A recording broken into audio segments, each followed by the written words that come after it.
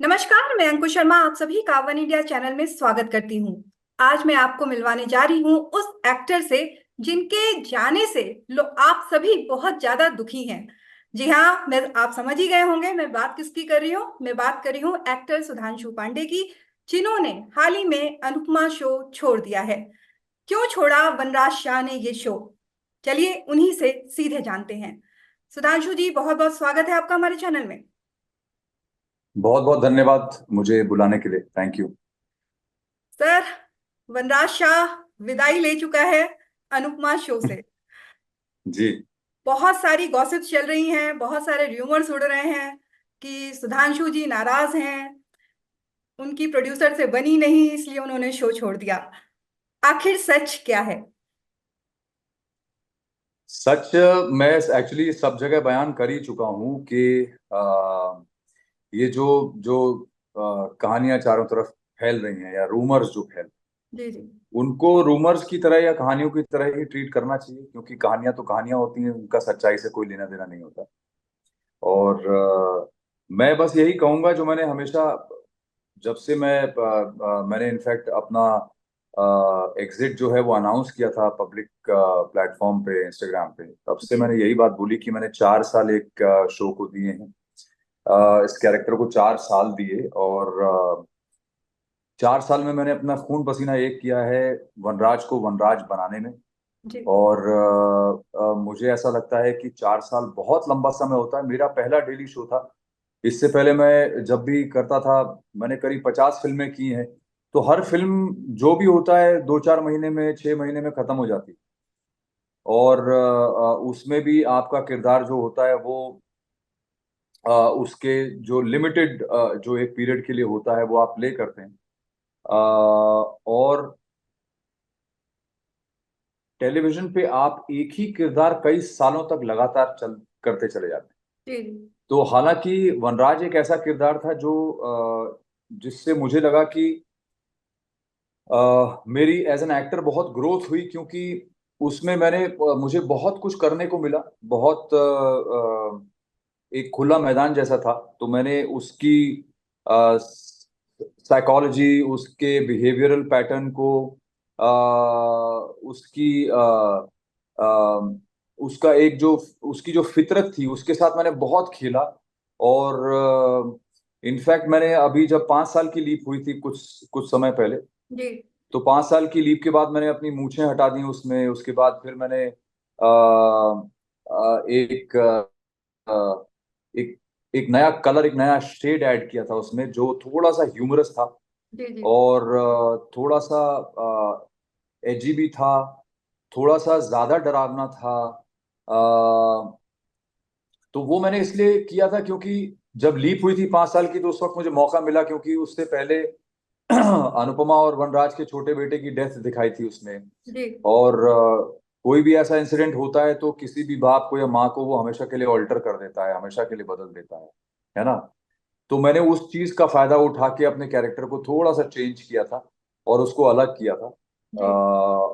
पर अब क्योंकि 4 साल निकल गए, 4 साल निकलने के बाद मुझे ऐसा लगने लगा था कि अब शायद मेरे पास इस कैरेक्टर को देने के लिए बहुत ज्यादा कुछ बचा नहीं है। तो ये मंथन काफी समय से चल रहा था मेरे दिमाग में कि अब क्या करूं, क्या करूं, क्या करूं।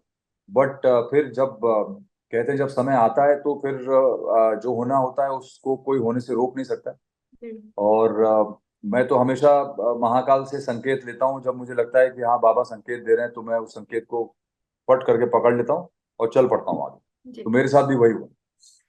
एक्चुअली सीरियल बहुत हिट है। और अभी आपने कहा ना कि फिल्में होती हैं या कुछ और प्रोग्राम्स होते हैं तो उनका एक लिमिटेड टाइम होता है, पर डेली सोप जी चलते रहते हैं टीआरपी जी। के बेसिस पर। और ऐसा नहीं है कि अनुपमा शो से पहले भी किरदारों ने विदाई ली है, लेकिन जिस तरह से हम्म। आपके जाने पर रिएक्शन हुआ है उस तरह से देखने को नहीं मिला। सोशल मीडिया पे लोग परेशान हैं। और एक्चुअली आपका जो शो था उसमें अनुपमा का रोल जो है सो है, वनराज के बिना अनुपमा को हम मतलब फ्रेम ला ही नहीं सकते। तो इसकी सफलता का राज देखिए ये कहेंगे या आपकी आपने एक्टिंग में जस्टिस किया है, या इस तरह से आपने लोगों के सामने वनराज को पेश किया है कि कोई आदमी दूसरा उसको रिप्लेस कर ही नहीं सकता? देखिए मैं तो एक्टर हूँ, कलाकार हूँ, पहले भी मैं काम करता था, अब भी काम कर रहा हूँ और आगे भी करूँगा।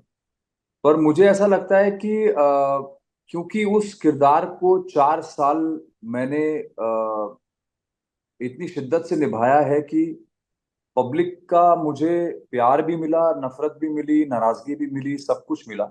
जी।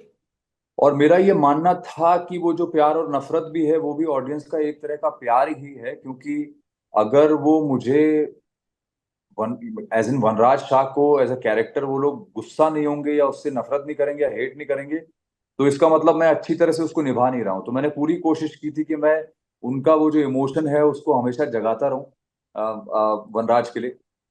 पर जब मैंने अपना एग्जिट अनाउंस किया तब मुझे रियलाइज हुआ कि लोगों के दिल में वनराज शाह के लिए कितना अटैचमेंट था। जी। ये मुझे उसके बाद रियलाइज हुआ है, क्योंकि मुझे दुनिया भर से हजारों मैसेजेस आए, जी। हजारों मैसेजेस आए हैं इंस्टाग्राम पे, ट्विटर पे। पूरा समय मैं बस वही देखता रहा इतने दिन तक, और बहुत ज्यादा प्यार, बहुत ज्यादा भर भर के प्यार आया है। तो मैं I am actually overwhelmed with the kind of love that I received after I announce my exit.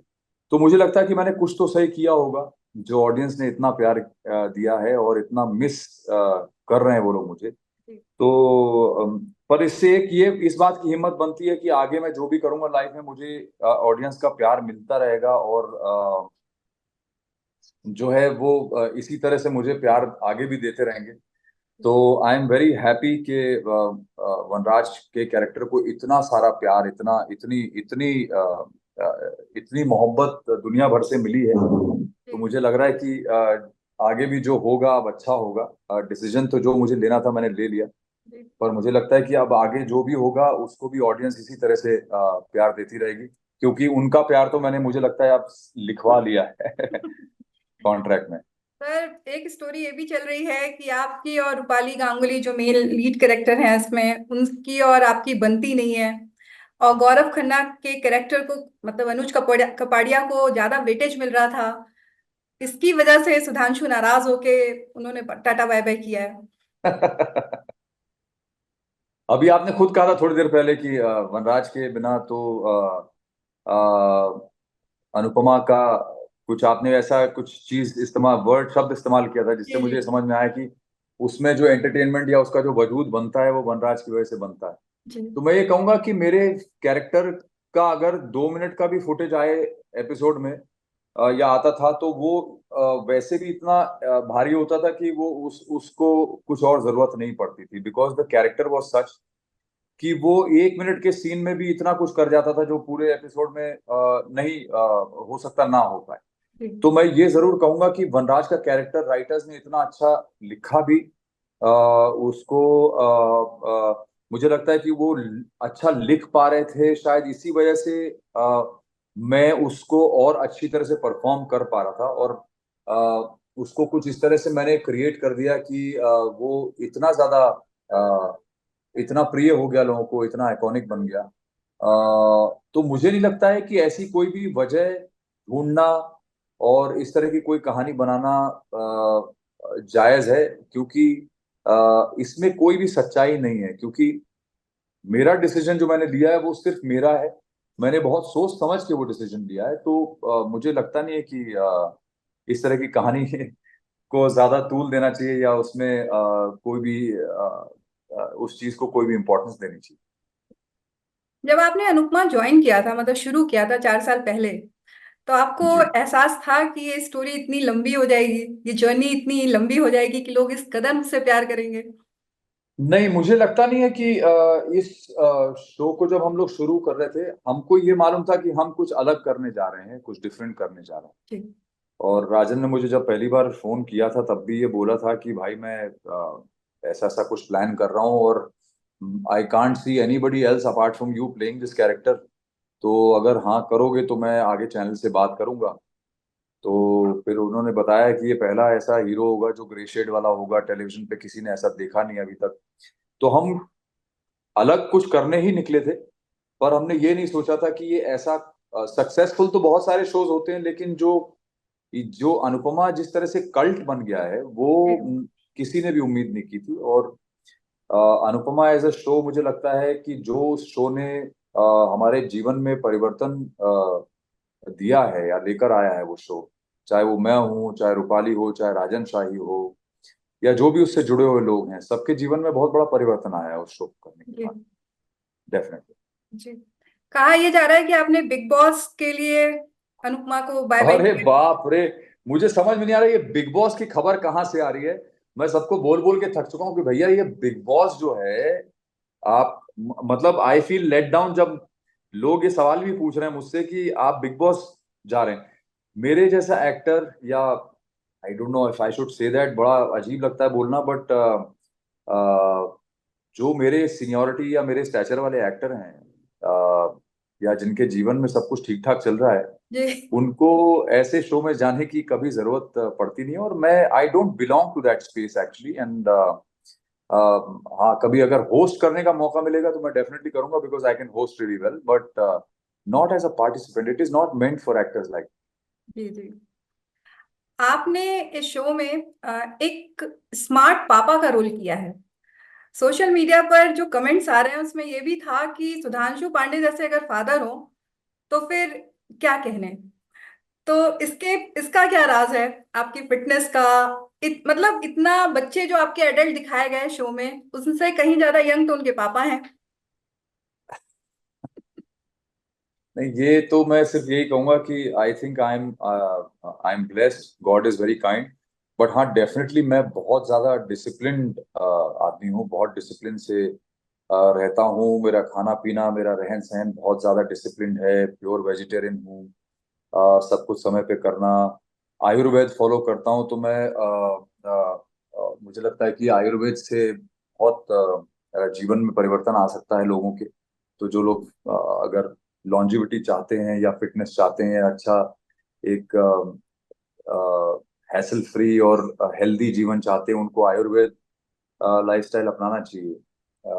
तो मुझे लगता है कि उससे बहुत फर्क पड़ जाता है। तो मैं डेफिनेटली बहुत डिसिप्लिन्ड हूँ, और शायद यही वजह है कि I am fit and I will always be fit. I think God willing I will always be fit. मैं तो कुछ भी नहीं हूँ, मुझे लगता है कि मेरे से बड़े एग्जाम्पल जो मुझसे ऑलमोस्ट 20 साल आगे लोग हैं, जैसे अनिल कपूर हैं, जी। जग्गू दादा हैं, ये लोग भी कितने फिट हैं, एकदम लीन और फिट, और बिल्कुल they are like boys even now. तो मुझे लगता है कि I still have a long way to go. Daily soap जो होता है उसमें बहुत लंबी लंबी मतलब शूटिंग्स होती हैं। आप बहुत जी। ज्यादा टाइम बिताते हैं सेट पर। तो अब तो आपने अलविदा कह दिया डेली सोप को, तो क्या मिस कर रहे हैं अपने सेट को, अपने साथियों को। मैं साथियों को डेफिनेटली मिस कर रहा हूँ 100%। बट मुझे ये रूटीन अच्छा लग रहा है कि मैं आराम से सो के उठ रहा हूँ, आराम से जिम जाता हूँ, आराम से खा पी रहा हूँ। कोई टेंशन नहीं है कि मुझे भाग भाग के सब कुछ करना है। अपने साथियों को डेफिनेटली मिस कर रहा हूँ, बिकॉज वही तो एक चीज होती है जिसे आप मिस करते हैं, क्योंकि आप लोगों के साथ दिन भर बैठते हैं वहां पे, आपका खाना पीना साथ में हो जाता है, हंसी मजाक आप साथ में करते हैं, 12 घंटे साथ में बिताते हैं। तो डेफिनेटली बहुत मिस कर रहा हूँ उन लोगों को। और एक चीज ये अच्छी है कि क्योंकि हम लोग की बॉन्डिंग इतनी अच्छी है, तो हम लोग शायद आगे भी मिलते रहेंगे, ऐसे ही मिलते रहेंगे, बैठेंगे, मौके ढूंढेंगे कहीं ना कहीं बैठने के, मिलने के। तो मजा आता रहेगा। तो अब हम सुधांशु पांडे को कहाँ देखेंगे, आपकी प्लानिंग। अभी फिलहाल तो आप लोग शायद देख ही रहे होंगे कि मैंने अपने बैंड के साथ कमबैक किया है, बैंड ऑफ बॉयज के साथ, और हमारा एक एल्बम रिलीज हुआ है, ऑडियो पूरा रिलीज हो चुका है। और पहला म्यूजिक वीडियो गोरी अगेन, जो हमारे पहले जो गोरी गाना था उसका एक हमने नया वर्जन उसका निकाला है। बहुत ही ज्यादा प्यार मिल रहा है लोगों का म्यूजिक को हमारे। और इसके अलावा भी कुछ मैं कर रहा हूँ, बट उसके बारे में अभी मुझे इजाजत नहीं है बात करने की, पर समय आने पे मैं आपको जरूर बताऊंगा उसके बारे में। Something very very good, and God is very kind. TV पर वापसी का इरादा, कुछ और डेली सोप और। अभी फिलहाल मैंने ऐसा कुछ नहीं सोचा है। तो मैं अभी सब कुछ I am leaving it to God कि आगे और क्या क्या मैं करूँ, किस किस दिशा में वो लेके जाते हैं मुझे, वो अभी खुद ही नहीं पता है। But definitely I will do something where I can take one step up ahead of a show like Anupama, for sure. Anupama में वनराज मतलब एज ए सुधांशु पांडे तो जा चुके हैं, लेकिन वनराज का कैरेक्टर खत्म नहीं हुआ है। जिस तरह से अच्छा। डेली सोप में अगर कोई कैरेक्टर को हटाया जाता है तो उसके साथ कुछ ना कुछ दिखा दिया जाता है, पर अभी वो जी। सीरियल और स्टोरी से गायब है। तो क्या हमें दूसरा वनराज शाह वहां देखने को मिलेगा? और अगर है तो आपकी नजर में कोई है कि इस वो? बात का जवाब मैं आपको नहीं दे सकता हूँ। इस बात का जवाब आपको सिर्फ प्रोडक्शन से ही मिल सकता है, मुझसे नहीं, क्योंकि मैं तो जानते नहीं हूँ वहां पे क्या हो। चलते चलते दर्शकों से क्या कहना चाहेंगे? चलते चलते आप सबको पहली बात तो आने वाली गणेश चतुर्थी की बहुत बहुत शुभकामनाएं दूंगा आपको और आपके परिवार को। और आप लोग जीवन में बस एक ही चीज ध्यान रखिए, दुनिया में बहुत नफरत है, बहुत लड़ाइयां हैं। आप बस सकारात्मक ऊर्जा पे ध्यान दें, अपने आप को पॉजिटिव रखें और बहुत सारा प्यार फैलाएं भी, दे भी और ले।